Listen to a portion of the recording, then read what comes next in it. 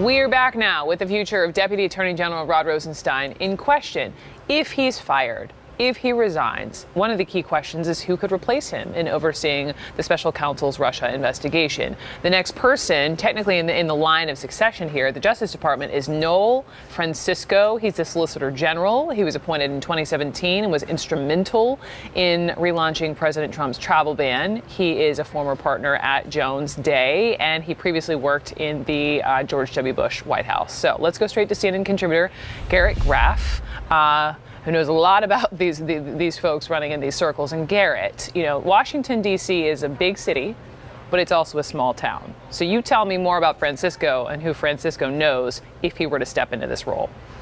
So Noel Francisco, the Solicitor General, which is the person who argues on behalf of the U.S. government in front of the Supreme Court, it's one of the sort of most important and most storied roles in Washington. It's right down to the traditional long-tailed garb, the formal morning jackets that the Solicitors Generals wear at the Supreme Court. But this is someone who is well known in Washington, someone who is one of the government's and sort of the most renowned conservative legal appellate jurists in the city, and someone who worked for George W. Bush both in the White House and in the Office of Legal Counsel, which is one of those little-known entities outside of Washington that is effectively the in-house law firm for the Justice Department from 2003 to 2005, where he worked right under then Deputy Attorney General James Comey. Wow, there you go.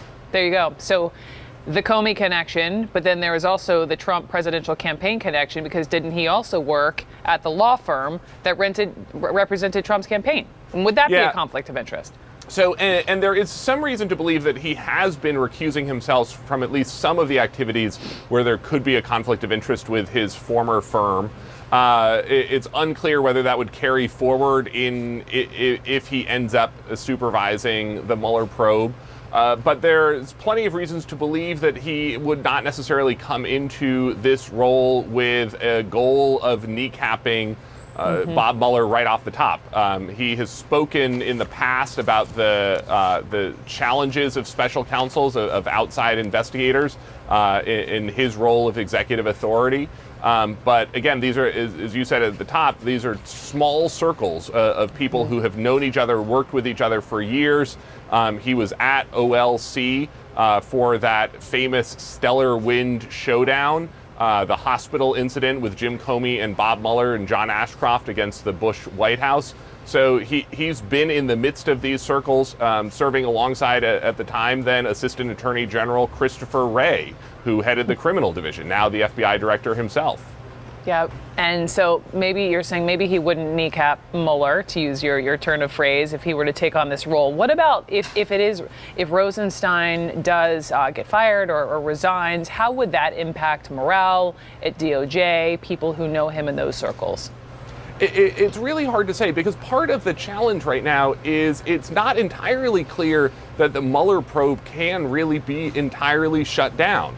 There are parts of the Mueller probe sort of scattered across the government right now. Remember, some of the most active investigation taking place in the Southern District of New York, the top federal prosecutor in Manhattan. That's where Michael Cohen ended up pleading guilty to those 8 charges related to campaign finance violations, bank fraud, tax fraud.